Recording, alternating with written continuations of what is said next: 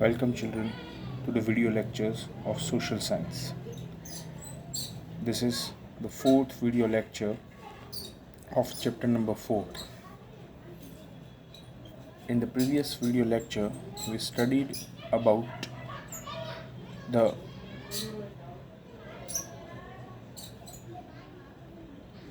Ramayana, Mahabharata and the influence of Sanskrit language into Indian culture. We also saw about the Buddhist literature which was mainly written into Pali. We also saw about how there were three parts into it that were Suktapatika, Vinayakpatika and Abandhavan Patika. Later on we saw about the Gujarati language and how it flourished and how the various writers, poets, saints and different people of Gujarat contributed in the development of it. The last thing that we saw in the previous video lecture was the four Dravidian languages, that is Tamil, Telugu, Kannada and Malayalam. We also saw various literature produced into that particular part of it. Today we are going to see about the medieval literature. Now medieval means middle. The meaning of medieval is mid.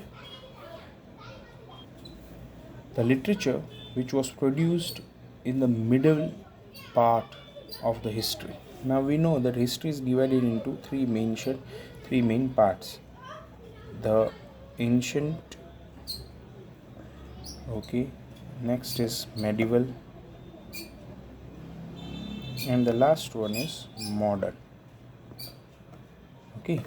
So we are talking about the literature. The previous literature that we saw was the belonging to ancient part of it. Now we are going to see about the medieval literature. During the beginning of medieval age in North India, the language of literature was Sanskrit. Sanskrit was the dominant language at that time.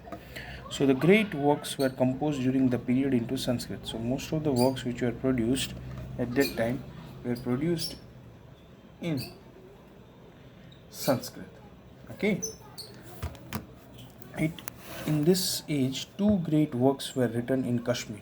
Kashmir at that time was a great place for the literature, and in that two main works were written in Kashmir.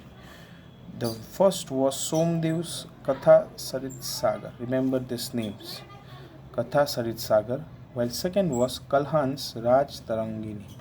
So these two names are very important. Somdev's Katha Sarit Sagar and Kalhan's Raj Tarangini. These both are, you can say, the first historical books of India, and that's why they are very important. Both of them were written into Kashmir. And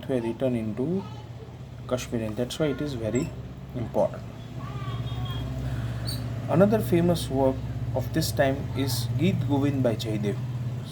Geet Govind by Jaidev is also a very important book that was written at that time, which is one of the finest poems in Sanskrit literature. This work is basically a poem, a group of poem, a collection of poem, and it's considered one of the best collection of poetry in Sanskrit literature. As we have said before, this was the period when Abhrasham languages had started development. Now this particular word is very important, Abhrasham. Now what is Abhrasham? Abhrasham is basically the mixture or blend. It is the mixture or blend. So mixture and blend of different languages. It actually started, some people consider it as spoil of the language. So this languages, that is a mixture of languages, started, and the literature which was produced was also produced in this particular manner too. Language that started developing into modern Indian language. Due to this, the new kind of literature was developed. One of the earliest work is an early form of Hindi. See, early form of, not the proper Hindi that we are speaking right now, but an early form of Hindi, and it is known as Prithviraj Raso by Chand Birai. Prithviraj Raso by Chand Birai is one of the earliest form of Abhashan language literature. The works that mark the beginning of Hindi literature deals with heroic deeds of Prithviraj Raso. This particular work tells us about the heroic deeds of Prithviraj Chauhan in this particular work. In this time, Sanskrit literature made great stride in South India. See, in southern India also, the Sanskrit literature started spreading. For some time, Jainism influenced Kannada literature. See, Jainism is a religion, one of the religions, right?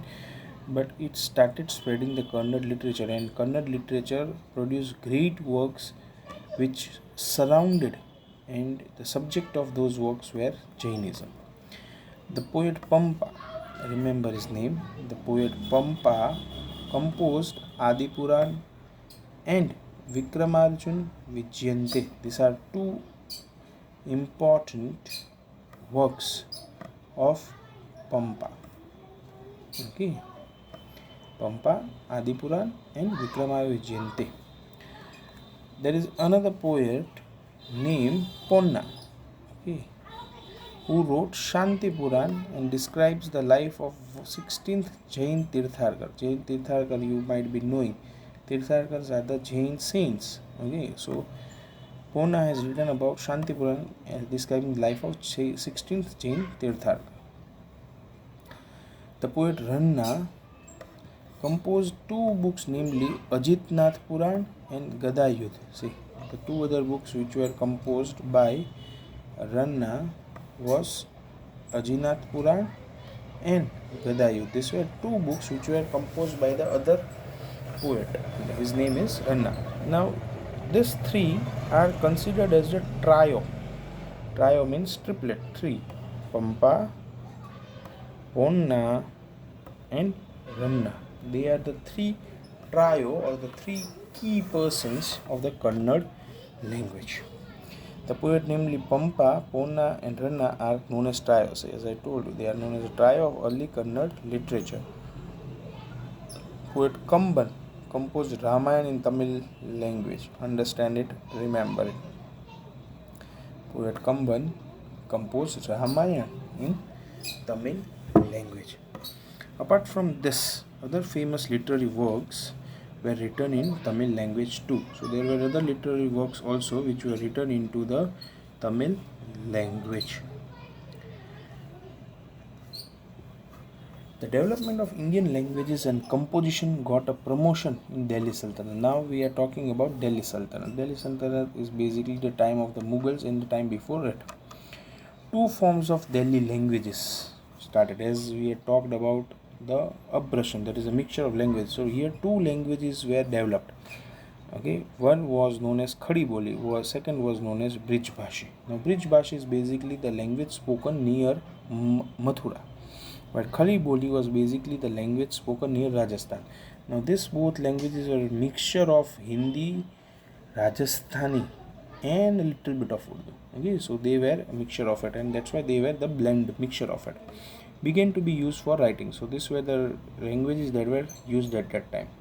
Many devotional songs were composed in this language. See, a lot of songs were also composed in this. Many heroic poems and stories were composed in Rajasthani language. Now, heroic poems and stories, basically story or the poem in which the poet or the writer praises the hero. Mainly, many a times it might be a king. Okay, so he praises it and writes a lot of things about him. So that is known as the heroic poems, which were mainly composed in Rajasthani language, so which is similar to Hindi or Gujarati. Okay, the heroic words like Allah, Udal and Vishal Dev Raso were popular at that time. So these were some of the works that were composed, and they were heroic poems. Okay, and these all were heroic poems. A book called Chandrayaan, written by Mullah Daud, is the oldest book in Audhi language. Now, Audhi language, Chandrayaan, written by Mullah Daud, is the oldest book in Audhi language. Audhi language is basically language spoken near Awadh. Awadh is, you can say, today's some area near Ayodhya. Okay, so this is the oldest book written in Audhi language. Okay, so along with it, you can say that literature was written into many other languages too. Okay. However, the critical appreciation in the ancient books was still written in Sanskrit. So most of the critical appreciation, okay, the critical appreciation means what is good about this book, what are the good points, merits, demerits, and other things were mainly written in Sanskrit language. So you can see that Sanskrit was still the prominent language. It was still one of the most important language of at that time. Okay.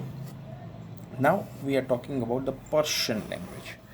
Persian was the court language. See, Persian was the court language, right, of Delhi Sultanate. Consequently, many Persian words were seen into Indian language, and that's why you can see many Persian words into Indian languages.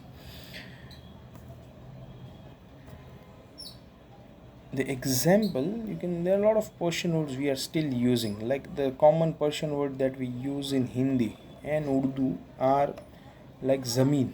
Okay, Zameen is a Persian word. Then Dil is not a Hindi word, but it's a Persian word. Then Chehra, Zaruri, then Diwana, Khwab. These are all Persian words that are used in day-to-day life today also. So Persia language, which was a court language of Delhi Sultanate at that time, also have made a great importance in Indian languages.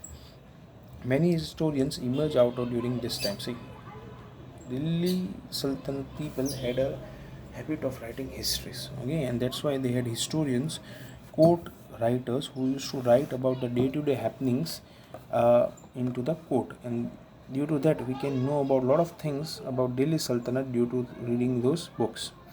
We got proper description of Indian history through Turkish writers in Persian languages, see, and that's why we get proper description of Indian history through Turkish writers in Persian language. Ziauddin Barani wrote Tariq-e-Fizur Shahi.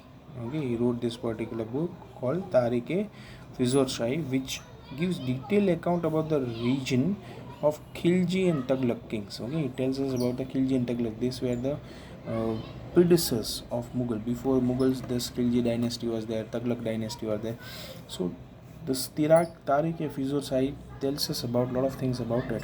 He also wrote a book on political theory called Fatwa-e-Jahangiri. See, he wrote a book related to the theory, political theory, that is known as Fatwa-e-Jahangiri. The most outstanding literary figure of this period was Amir Khusro. So Amir Khusro, you might be knowing, I have heard this name. He was the most important figure, literary figure, poet of that time, right, during the medieval period. He was a poet. See, he was a multitasker. He was a poet, historian, mystic, saint, composer of music, and so on. He was also a disciple of Nizamuddin Auliya. Nizamuddin Auliya is the name of a saint, Muslim saint. He wrote the Ashiki. See, these are some of the works that he has written. Ashiki. Okay. Then Sifar, Kirtul Sadan, then Khanzai ul Futuh. These are some of the works which is written by him into the Persian language. Several other works of poet. So these are some of the words that are written by Amir Khusro into this language. Okay.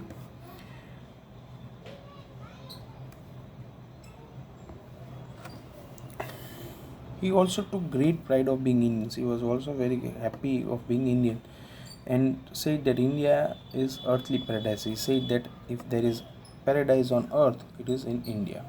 He praised Indian flora and fauna.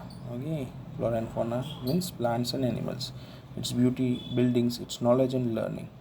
He strongly believed that in many respects the essence of Hinduism resembles Islam. He said that Hinduism and Islam are almost same. He thought that, right? He considered Hindwali, the Hindi spoken around the region of Delhi, okay, his mother tongue, right? So Hindwali is again a Brahman language, okay, and he considered it as a mother tongue and composed many verses into it. He composed verses in many languages. See, he is considered verses into many other languages too. He wrote numbers of bilingual quatrain. Okay, bilingual is two languages. Quatrain is 4 lines, right? 4 lines. Quatrain is 4 line verses in Hindi and Persian. So that way the language is used. The healthy tradition started by him continued for centuries together. So this particular continuation of writing was continued till many centuries in it. Okay, so we'll keep till here into this particular video lecture, and we'll continue in the next lecture.